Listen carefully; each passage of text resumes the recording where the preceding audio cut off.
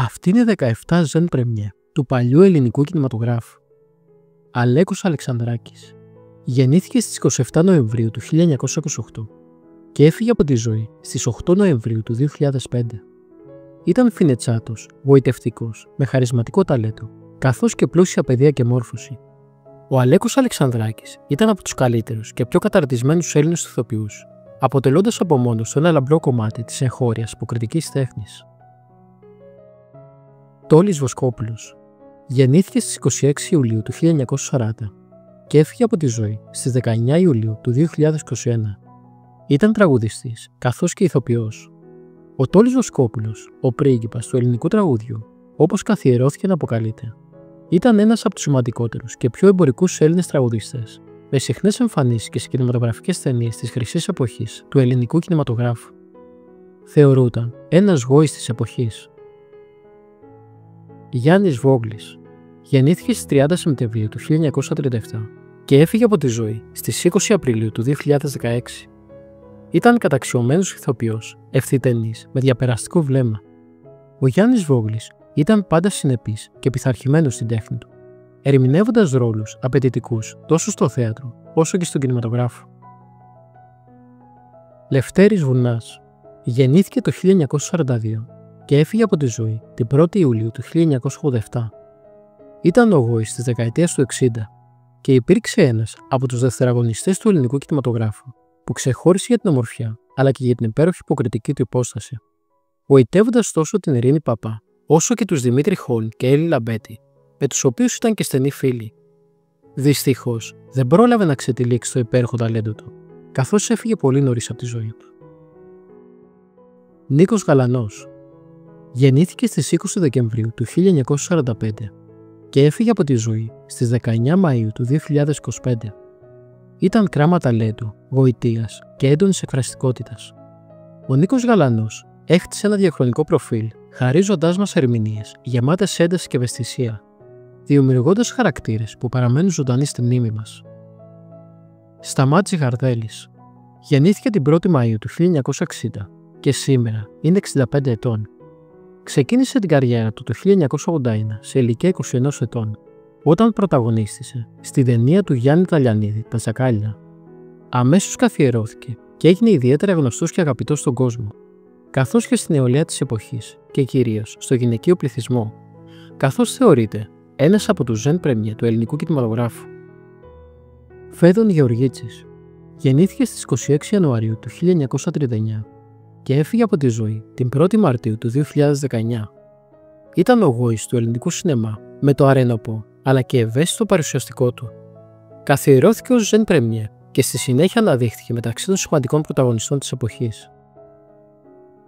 Κώστας Καράς γεννήθηκε στις 21 Ιουνίου του 1936 και πέθανε στις 6 Μαΐου του 2012. Ο Κώστας Καράς ήταν από τους πιο αγαπητούς Έλληνες ηθοποιούς του κινηματογράφου και του θεάτρου.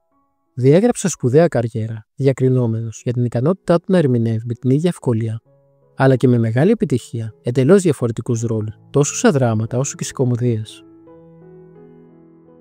Νίκος Κούρκουλος γεννήθηκε στις 5 Δεκεμβρίου του 1934 και έφυγε από τη ζωή στις 30 Ιανουαρίου του 2007.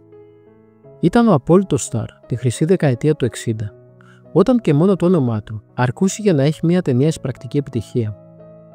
Ο Νίκος Κούρκουλος έλαμψε με τους ρόλους του στη μεγάλη οθόνη, ενώ παράλληλα παρέδωσε και ποιητικές ερμηνείες στο θεατρικό σανίδι. Ήταν αγαπημένο παιδί του Φιλοπίμη Ναφίνου και κέρδιζε αμέσως την αγάπη όλων, τόσο για την υποκριτική του ικανότητα, όσο και για το σπάνιο χαρακτήρα του. Λάκης Κομνηνός γεννήθηκε στις 4 Ιουνίου του 1944 και σήμερα είναι 81 ετών. Με αριστοκρατικό παρουσιαστικό αλλά και χαρακτηριστικά γοητευτική φωνή, ο Λάκης Κομνηνός συνέθισε με τις εκφραστικές ερμηνείες του ένα κινηματογραφικό προφίλ με έντονα τα στοιχεία του γενναίου, μα συνάμα ευαίσθητου και ερωτικού άντρα. Ανδρέας Μπάρκουλης γεννήθηκε στις 4 Αυγούστου του 1936 και έφυγε από τη ζωή στις 23 Αυγούστου του 2016.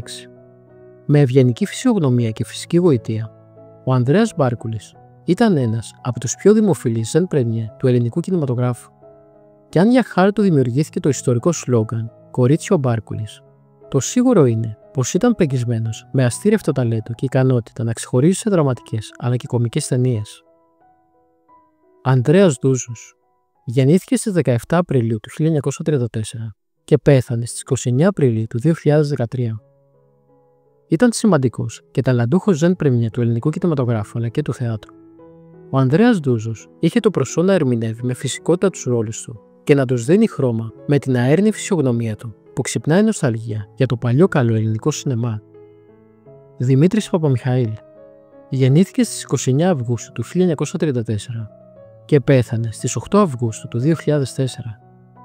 Με επιβλητική παρουσία και αυθεντική γοητεία, ο Δημήτρης Παπαμιχαήλ ήταν ένας από τους πιο καταξιωμένους ηθοποιούς του θεάτρου και ο απόλυτος στάρ του ελληνικού κινηματογράφου. Ο νεαρός ζεν πρεμιέ που ξεπήδησε από το Εθνικό Θέατρο γρήγορα απέδειξε ότι είχε το ταλέντο να ανταπεξέλθει με την ίδια ευκολία σε μια τεράστια γκάμα ρόλων, τόσο με τις δουλειές που έκανε με την Αλίκη, όσο και με την πορεία που χάραξε μόνος. Κατάφερε να χτίσει μια μακρά καριέρα γεμάτη επιτυχίες και δόξα, συνδυάζοντας τον εμπορικό κινηματογράφο με κλασικά έργα στο θεατρικό σανίδι. Κώστας Πρέκας γεννήθηκε στις 26 Αυγούστου του 1941 και σήμερα είναι 84 ετών. Ο Κώστας Πρέκας ήταν παθιασμένος, γοητευτικός και με υποκριτική δεινότητα και έγινε πολύ γρήγορα ζεν πρεμιέ του ελληνικού κινηματογράφου. Δημήτρης Χόρν γεννήθηκε στις 9 Μαρτίου του 1921 και έφυγε από τη ζωή στις 16 Ιανουαρίου του 1998. Ο αξεπέραστος ηθοποιός Δημήτρης Χόρν ήταν ένας μοναδικός συνδυασμός ταλέντου, λάμψης, γοητείας, ποιότητας και φινέτσας. Πληθωρικός σαν άνθρωπος, με αυτοσαρκαστικό χιούμορ και ιδιαίτερη παιδεία, προχώρησε την υποκριτική τέχνη πέρα από τα τότε όρια της εποχής, μέσα από ρόλους που τον διαπερνούσαν. Το ιδιαίτερα προσωπικό και ασυμβίβαστο στυλ του σφράγισε το ελληνικό θέατρο, αλλά και τον ελληνικό κινηματογράφο, μέσα από μια καλλιτεχνική πορεία πολλών χρόνων. Σπύρος Φωκάς γεννήθηκε στις 17 Αυγούστου του 1937 και έφυγε από τη ζωή στις 10 Νοεμβρίου του 2023. Ήταν γοητευτικός, ταλαντούχος και χαμηλών τόνων. Ο Σπύρος Φωκάς ήταν από τους πρώτους Έλληνες ηθοποιούς που έκανε διεθνή καριέρα παίζοντας δίπλα σε μεγάλους στάρ, όπως η Λάιζα Μινέλη, ο Αλέν Ντελόν και ο Σιλβέστερ Σταλόνε. Η αγάπη του για την Ελλάδα τον γύριζε πάντα πίσω στον τόπο του, χαρίζοντάς μας λίγες αλλά αξιόλογες εμφανίσεις στο ελληνικό σινεμά. Γιάννης Φέρτης γεννήθηκε στις 21 Απριλίου του 1938 και έφυγε από τη ζωή στις 14 Απριλίου του 2024. Ήταν γοητευτικός, με βελούδινο και εκφραστικό λόγο και μεγάλη αποκριτικά προσόντα. Ο Γιάννης Φέρτης ήταν από τους τελευταίους εκπρόσωπους της μυθικής γενιάς του θεάτρου τέχνης και ένας ερμηνευτής που αναδείχθηκε δίκαια σε έναν από τους πιο ξεχωριστούς ηθοποιούς του θεάτρου αλλά και του κινηματογράφου.